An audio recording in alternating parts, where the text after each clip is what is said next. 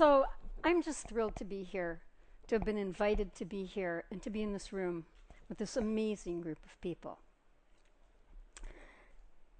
As you've been hearing all day, we are really in a world facing grave challenges. Environmental, economic, societal. And most people believe that our only way forward is through innovation to meet and overcome these challenges. That's why we're here. But, the question is, in what way are we going to meet those challenges?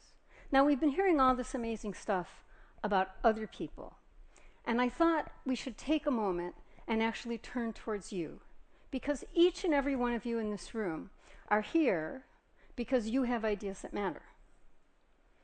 So I'd like you to join me for a minute and think about, hold in your mind, an idea, an insight, an innovation that you've had, that you care about, and that matters. You all with me? Got it? Okay, now, I am going to flash 10 pictures up here. And I want you to look at each picture and ask yourself, is this a source? Is this a source that played a role in what I could create? Okay, and I want you to count. There's 10 and we have 10 fingers. Ready? Prior knowledge. Fear. Now that's one of mine. Like the fear everything depends on getting this thing to work and I don't know how to do that. That kind of fear that spurs innovation. New perspectives. Yeah. Anger. Inspiration. Necessity. I had a hard time figuring out that one. That's a necessity for me. Collisions. Unexpected coming togethers. Love. Curiosity. And courage. Okay. So, because you really matter, what happened for you as you looked at this? Are you willing to share? How many of you, found at least 7 of these to be sources that guide your work? Look around. 5 or more. There's your hands. Look, 7 keeps up. That 5 or more works with 7. 3 or more. And just look around. Okay? Because you're not alone. So, what we know, the question for this session was, where do ideas come from? And the answer is they come from a lot of sources. A lot of sources. There are others I could have put up here, like luck. There are others, right? Come from a lot of sources. And there's one big thing that underlies all these sources, and that's connection. You've been hearing a lot about that, but it's because connected, touching something else, stimulates our intellect, our passion, our being in a way that we just can't do alone. Now, as you know, I am an advisor and a thinking partner to CEOs all over the globe, thinking with them about their hardest questions. This is one essential form of connection, because no one, no matter how good they are, is as good thinking alone as they are well partnered with someone as good or better than them, and especially and including someone who's different. I don't always wear orange shoes, but I'm still different. Okay? Now, trying to do that. Oops. Oh, yeah, okay, there we go. So, what's happening right now, and you've heard this from other speakers, so I won't belabor it, is that we're living in a time of an astonishing exponential leap in connection. And that connection is fueling a radical change in innovation. And we are seeing that inclusive connection is the fuel of a whole new world. I'm currently in the midst of writing a book on connectional intelligence with my wonderful co-author, Erica Dwan.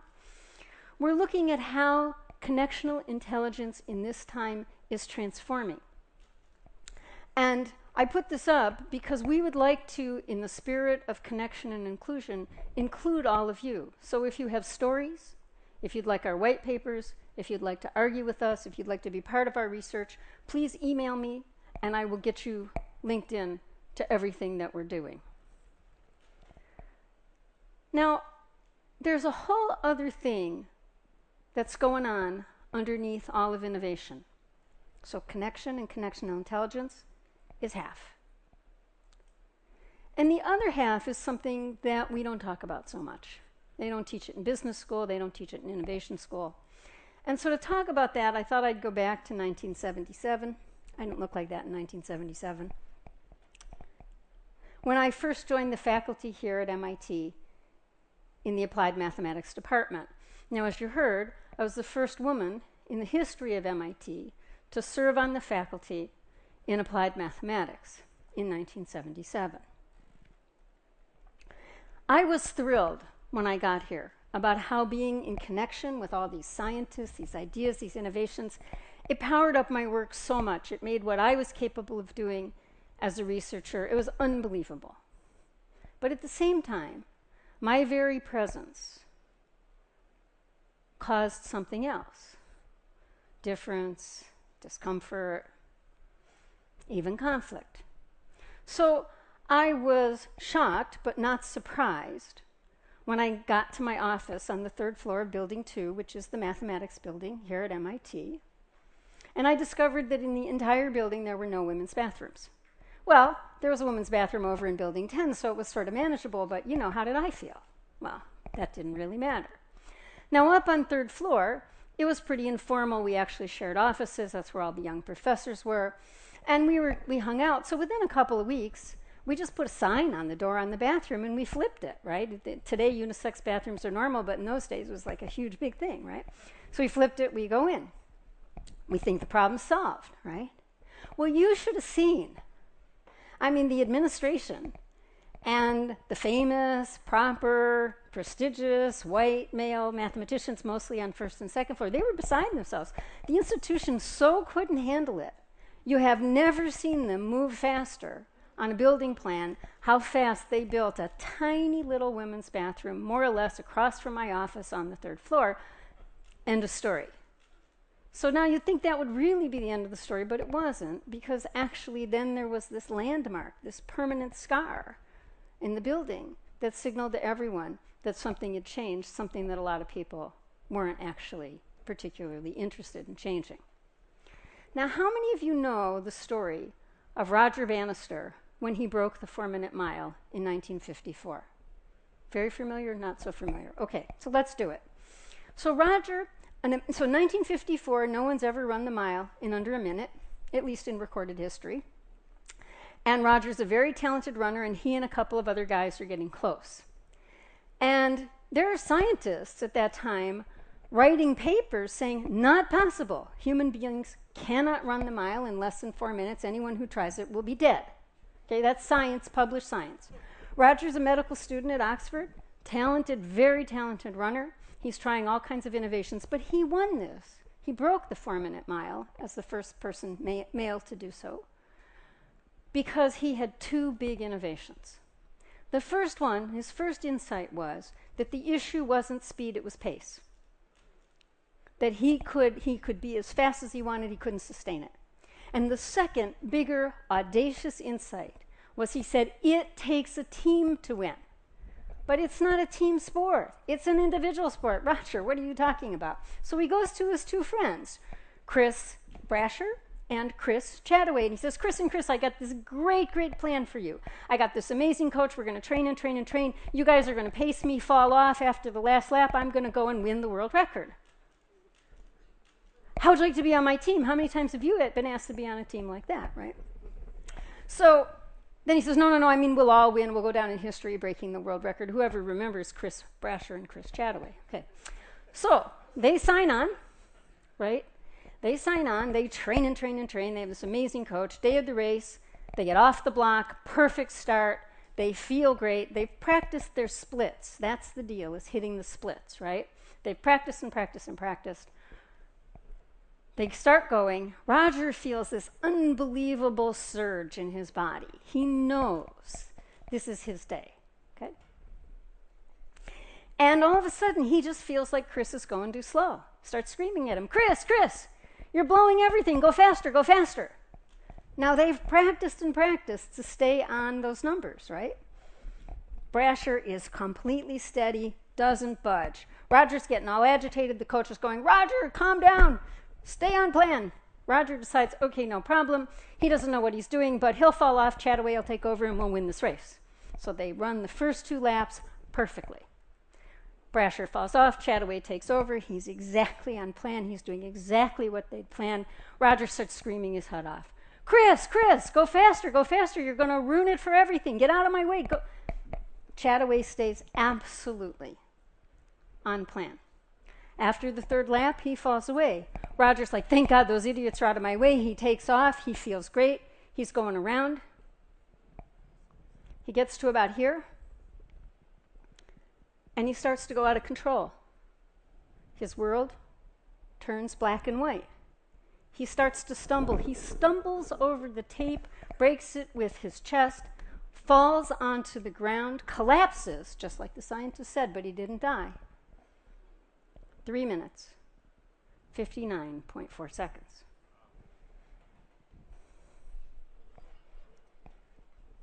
You see, making conflict productive is actually the key between innovative teams that win and those that lose. We've seen that in the team that put the first man on the moon. We've seen that in the team that made the iPhone. And it's not, we actually saw that in some of the talks we've seen here today. It's not restricted to science or technology. We see it in the teams of Acumen Fund, who are eradicating poverty in Africa every day. Now, what happened? Am I getting pulled off the stage? What happened to BlackBerry? It's happened before. What happened to BlackBerry? Let me tell you, some things happen to me on stage you don't even want to know. Okay, so what happened to BlackBerry? So BlackBerry fundamentally couldn't handle the inherent conflict of being the winner and the leader and the next stage of disruptive innovation. They just couldn't handle it. They didn't want it. They were winning. They didn't want to hear about it. Anybody in BlackBerry who tried to bring it up got stifled, kicked out, bad job review, couldn't handle it. And what happened? In the end, BlackBerry lost, and they lost big. So here's the thing. Most people don't like to think about tension and conflict and all that stuff, because as soon as I start talking about it, they go, oh, no, not for me, because you remember all the yucky stuff. But it turns out that there are very high-minded, noble, positive ways to deal with difference. Competition is just one example. How many of you have ever been in a competition where you and your team did stuff in the heat of the moment that you just couldn't have done if it hadn't been for that competition, right? So this challenge, this tension, this conflict is a positive force as well as a negative force. And today, I mean, in the media, we're just overwhelmed with the negativity of conflict, right? But it's only part of the story. So see, here's the thing. With more connection, it's hard to do this with this in my hand. With more connection, right? With more connection, we're touching more and more things. And with inclusive connection, which is a phenomenal change in this time, is how inclusive the connection is. We're touching more and more things that are different. We're touching more difference, more different points of view, more diversity, more tension, more conflict. Inclusive connection inherently has in it conflict. That's just the deal, right? So it turns out that the fuel of innovation isn't just connection, or connectional intelligence, because as connection as the underlier of all those other things that spark our ideas. The reality is that the fuel of innovation has two strands: connectional intelligence and productive conflict. These are braided and inextricably woven together. So if you really want to create and win big, you actually have to harness both. Good thing I had a pocket. This is true of every CEO, that's the CEO of Procter & Gamble, every artist, and every scientist. But as I said, most people don't like conflict. They're afraid of it, although there really is very little to fear when you turn towards it. And so that's why my wonderful colleague Damon Beyer and I wrote the book, The Right Fight. And since then, we've been circling the globe, working with CEOs and top leaders on the question of how to make conflict productive. Now, in our precious time here today, I can't go through everything in the book. And this is not a plug for the book. But there are three big things I want you to know. Okay? First, it is your job to make conflict productive. All of you intend to innovate and change the world. So if it isn't written in your job description today, when you get back to your office, please go home and modify your job description, because it is your job to make conflict productive. Okay? Second, you have to learn to discern, right? You have to learn to discern what's worth fighting about. It's what we call right fights. And then you have to learn how to make sure they're fought right. And third, so here are the principles, and there's sub-principles to principles. The thing I want you to know is this. What I want you to know from me today is this. This isn't something that some few people are born with and they have to be good at, and all the rest of us just try to run away and hide. Learning to make conflict productive is a learnable, teachable skill. You have to commit and you have to practice. And you have to do that on two levels. First is the personal level. And that looks like this. Do I have the wisdom, the judgment? Am I in good enough physical condition that I'm not triggered so that I can have truly difficult conversations without taking low blows, getting angry, even getting physically violent? And the second thing is you have to then learn how to do this at a leadership level, how to orchestrate right fights and make sure they're fought right. This is very doable, and it really matters. So, in my view, I am so excited about the change that is coming in our society right now, because I believe truly that because of inclusive connection, we are standing at the dawn of the age of connectional enlightenment. I truly believe that. That's what's at stake. But see, the thing is, it could go either way. We can create a world where a privileged few, for their own comfort and gain, subjugate everybody else. The tools are extremely, extremely powerful. Or we can create a world where we harness the tools of connectional intelligence and productive conflict and set to task of creating lives better for many, better for millions, and better for the next generations. The truth is that each and every one of you in this room can do just precisely that. So in closing, I just have one question to ask you, and it's this. Because we can all stand up here and talk, we can talk about the cool stuff, we can be the big people, but it isn't about me. This is, and why I came, is because this is really about you, about what you will do in the world. And the question I have is, Do you have the courage, the wisdom, and the purpose to harness conflict and connection to create the future you really want? Because, my friends, the world, and really the world, we need you to go out and do just precisely that. Thank you very much.